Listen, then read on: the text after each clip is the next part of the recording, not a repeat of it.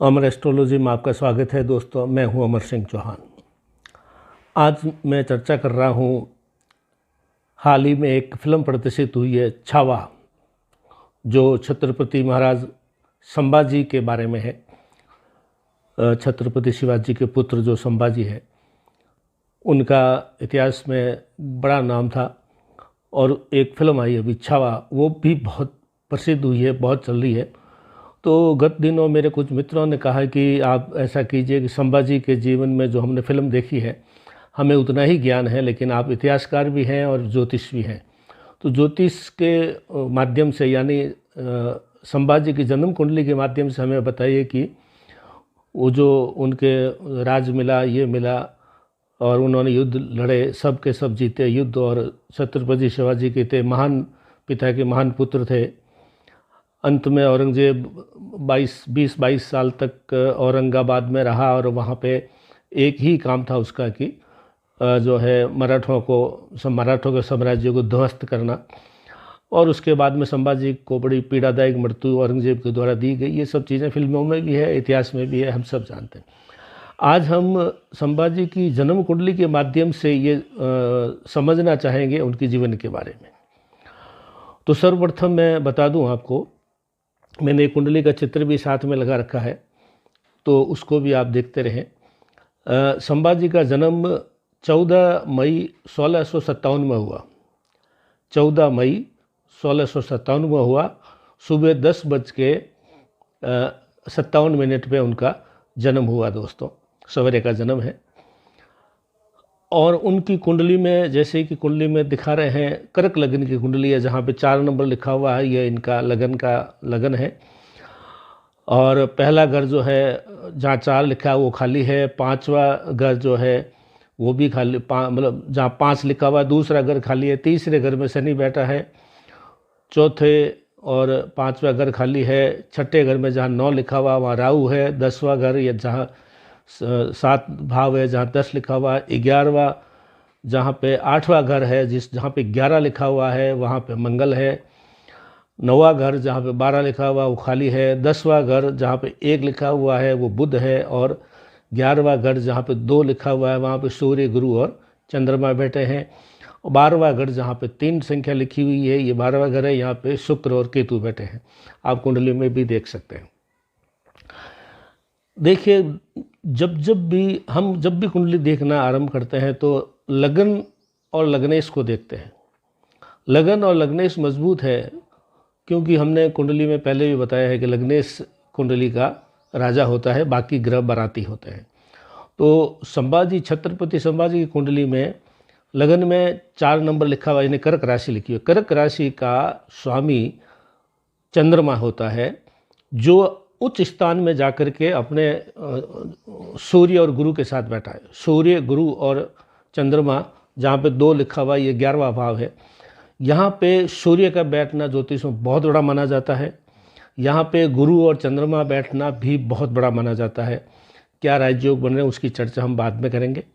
उसके बाद में आप देखिए 3 नंबर घर जो है, जहाँ पे शनि लिखा हुआ, 6 लिखा हुआ जहाँ शनि है, ये पराक्रम भाव है। पराक्रम भाव में शनि का बैठना बहुत अच्छा माना जाता है।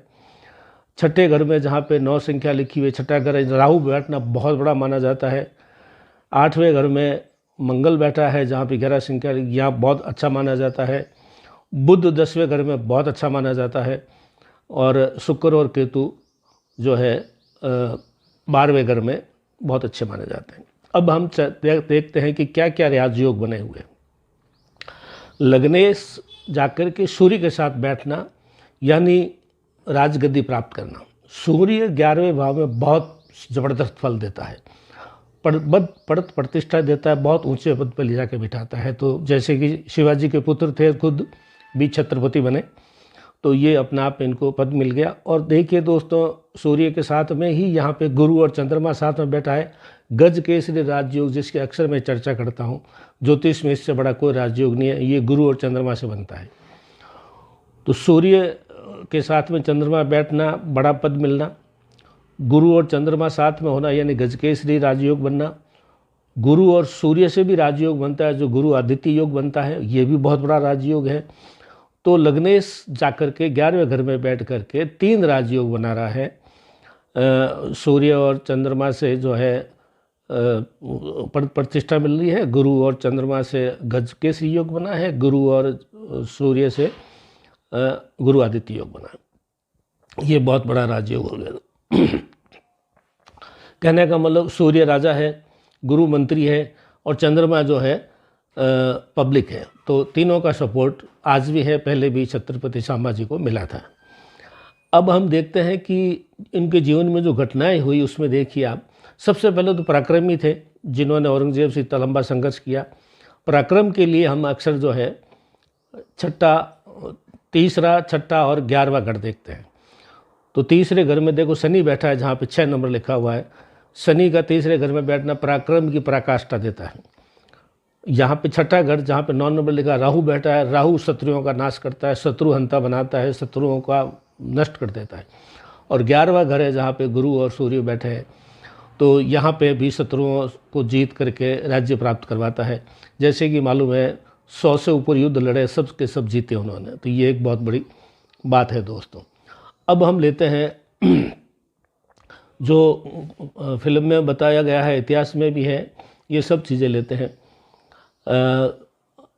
शुक्र और केतु साथ में बैठे हैं वहाँ पे 12वें घर में, जहाँ पे 3 नंबर लिखा हुआ है।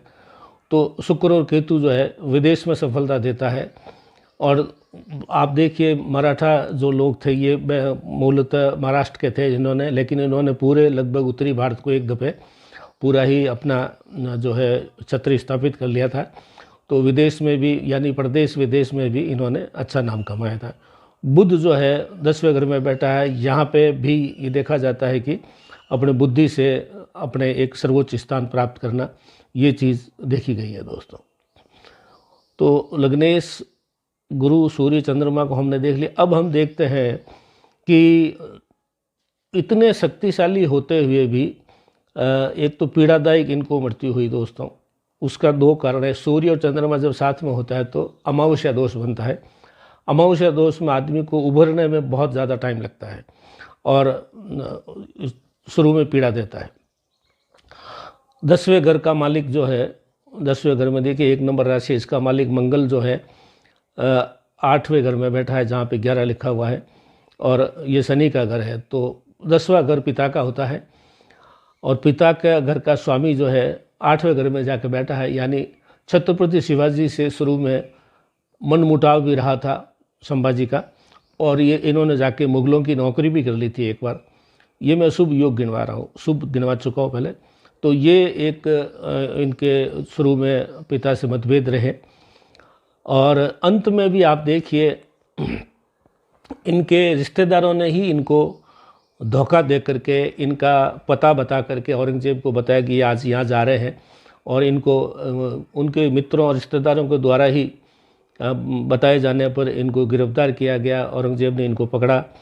तो ये भी इनके दिख रहा है कि जो है छल कपट और इसके द्वारा जो है, तो शनि 3रे घर में बैठा है तो ये इनके परिवार के सदस्य, और राहु यहाँ बैठा हुआ है 6ठे घर में, और मंगल यहाँ 8वें घर में बैठा है। तो ये तयशुदा बात है कि मित्रों ने, रिश्तेदारों ने ही इनको पकड़वा करके धोखा दिया।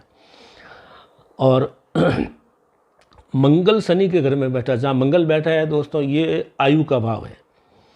आयु के भाव में, आयु का भाव है लेकिन राशि इसकी देखो 11 नंबर शनि की राशि है जहाँ मंगल बैठा है। तो आयु के भाव में शनि की राशि होना और मंगल का वहाँ बैठना बहुत कष्टपूर्ण मृत्यु का संकेत मिलता है। जैसे कि हम आपने फिल्म में भी देखा होगा, इतिहास में हम तो जानकार, इतिहास में भी इनको मालूम पड़ रहा है कि बहुत कष्ट के द्वारा बहुत बहुत बहुत ज़्यादा इनको कष्ट देकर के इनको मृत्यु दी गई। नाखून काट लिए, अंग, छोटे छोटे अंगों को टुकड़े किए, आँखों में सलाखें डाल दी, और इस तरह से टुकड़ों टुकड़ों में करके किस्तों में एक दफ़े इनके इस तरह से कह सकते हैं कि इनकी मृत्यु हुई थी। तो लोगों की बेहद मांग पर आज हमने जो है संभाजी महाराज के बारे में ये बात की दोस्तों। कुंडली देखिए, ये कुंडली का विश्लेषण आज इसलिए कर रहे हैं कि कुंडली में सब कुछ छपा हुआ है आपके जीवन के बारे में।